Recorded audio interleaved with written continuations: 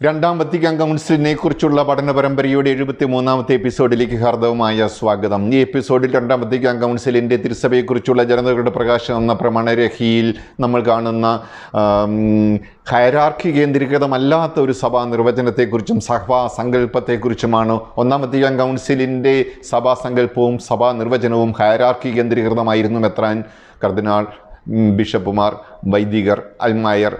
അപ്പോൾ ഈ ഹൈറാർക്കിയിൽ കേന്ദ്രീകരിച്ചുകൊണ്ട് കൂടിയ ഹൈറാർക്കിയിലുള്ളവർ പറയുന്നത് താഴെയുള്ള ഹൈറാർക്കി ശ്രവിച്ച് അനുസരിച്ച് പോകുന്ന, അത് മാത്രം മതി എന്ന് ചിന്തിക്കുന്ന, അതിൽ അടിസ്ഥിതമായ ഒരു സഭാസങ്കല്പം. എന്നാൽ രണ്ടാം വത്തിക്കാൻ കൗൺസിലിൽ ഹൈറാർക്കി കേന്ദ്രീകൃതമല്ലാതെ ദൈവജന കേന്ദ്രീകൃതമായ ഒരു സഭാസങ്കല്പം വളർന്നു വന്നു. സഭ ദൈവജനമാണ് എന്ന് പറഞ്ഞതിൻ്റെ വെളിച്ചത്തിൽ ദൈവജനം എന്ന് പറയുന്നതിലും കുറച്ചുകൂടി ആഴമാർന്ന ഒരു സങ്കല്പമാണ് ദൈവജന കേന്ദ്രീകൃതമായ സഭ എന്ന സങ്കല്പം. രണ്ടാം വത്തിക്കാൻ കൗൺസിലിന് അങ്ങനെ ഒരു ദർശനമുണ്ട്. ഈ ദർശനത്തെ ഒരു പരിധിവരെ സഭയിൽ ഒത്തിരി പ്രചരിച്ചിട്ടില്ല, ഒത്തിരി പ്രാവർത്തികമാക്കിയിട്ടില്ല. എന്നാൽ ഇത് പ്രാവർത്തികമാക്കുന്നതിന് വേണ്ടിയും ഇത് ശരിയാണെന്ന് വിശ്വസിച്ചുകൊണ്ടും കത്തോലിക്കാ സഭയുടെ വിവിധ രൂപതകളിൽ കേന്ദ്രീകൃതമായിട്ടും പിന്നീട് അവിടെ നിന്നും വളർന്നും ഒരുപാട് അൽമായ മുന്നേറ്റങ്ങളും അൽമായ നേതൃത്വങ്ങളുമൊക്കെ ഉണ്ടായി. ഈ അൽമായ മുന്നേറ്റങ്ങളൊക്കെ നല്ലൊരു ശതമാനവും സഭയുടെ യഥാർത്ഥ ചൈതന്യത്തിലേക്ക് നയിക്കുന്നതിന് ഉതകുന്നതായിരുന്നു. എന്നാൽ ചിലപ്പോഴൊക്കെ അതൊക്കെ പാളിപ്പോയിട്ടുണ്ട്. അൽമായ മുന്നേറ്റങ്ങൾ സഭയോട്, സഭാ നേതൃത്വത്തോട് ഒത്തുപോകാതിരുന്നിട്ടുണ്ട്. ദൈവജന കേന്ദ്രീകൃതം എന്ന് പറഞ്ഞാൽ ഹൈറാർക്കി കേന്ദ്രീകൃതമല്ല എന്ന് പറഞ്ഞാൽ അതിനൊക്കെ അർത്ഥം സഭാ നേതൃത്വത്തോട് ഒത്തുപോകാതിരിക്കുന്ന ഒരു സമീപന രീതിയെന്നോ സഭാ നിർവചനമെന്നോ സഭാസങ്കല്പമെന്നോ അല്ല.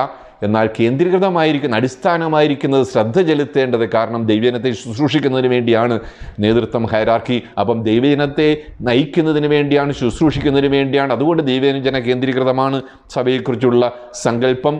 ഈ സങ്കല്പത്തിനും അടിസ്ഥാനമായിരിക്കുന്ന വിശുദ്ധ അഗസ്തീനോസിൻ്റെ ദർശനമാണ്. അതോടൊപ്പം തന്നെ ജോസഫ് റാറ്റ്സിംഗറിൻ്റെ ചിന്തകൾക്ക് അതീതമായിട്ട് ആ കാലഘട്ടത്തിൽ ഒരുപാട് ദൈവശാസ്ത്രജ്ഞന്മാരെ സഭയെക്കുറിച്ചുള്ള സങ്കല്പങ്ങൾ വിശദീകരിക്കാനായിട്ട് ശ്രമിച്ചു. അതിൽ പ്രധാനപ്പെട്ട ഒരു ദൈവശാസ്ത്രജ്ഞനാണ് അൻസ്ഗാർ ഫോയ്നിയർ. അതുപോലെ തന്നെ മറ്റൊരാളാണ് മാനസ് ഡി കോസ്റ്റർ. അവരൊക്കെ സഭ ദൈവജനമാണെന്ന പഠനത്തോടൊപ്പം തന്നെ സഭ മിശിഹായുടെ ശരീരമാണ് എന്നൊരു സങ്കല്പവും വളർത്തിയെടുത്തു. 12ാം പിയൂസ് മാർപ്പാപ്പയാണെങ്കിൽ മിസ്റ്റുസി കോർപ്പോറേഷൻ ചാക്രയ ലേഖനത്തിലൂടെ സഭാസങ്കല്പം വിശദീകരിച്ചു. അതുപോലെ തന്നെ കാൾ ആദാം എന്ന് പറയുന്ന ജർമ്മൻ ദൈവശാസ്ത്രജ്ഞനാണെങ്കിൽ അന്ന് അദ്ദേഹം വളരെ പ്രശസ്തനായിരുന്നു. അദ്ദേഹം രണ്ടാം വത്തിക്കാൻ കൗൺസിലിൻ്റെ കാലഘട്ടത്തിന് മുമ്പ് ആ കാലഘട്ടത്തിൽ ജീവിച്ച ആളാണ്. അദ്ദേഹമാണെങ്കിൽ ക്രിസ്തു മതത്തിൻ്റെ സാരാംശം, കത്തോലിക്ക ക്രിസ്തുമതത്തിൻ്റെ സാരാംശം എന്ന പേരിൽ ഒരു പുസ്തകം എഴുതിക്കൊണ്ട് കത്തോലിക്ക സഭ എങ്ങനെയായിരിക്കണം, എന്തായിരിക്കണം എന്നതിനെക്കുറിച്ചുള്ള നിർവചനം വളരെ വ്യക്തമായിട്ട് വിശദീകരിച്ചു.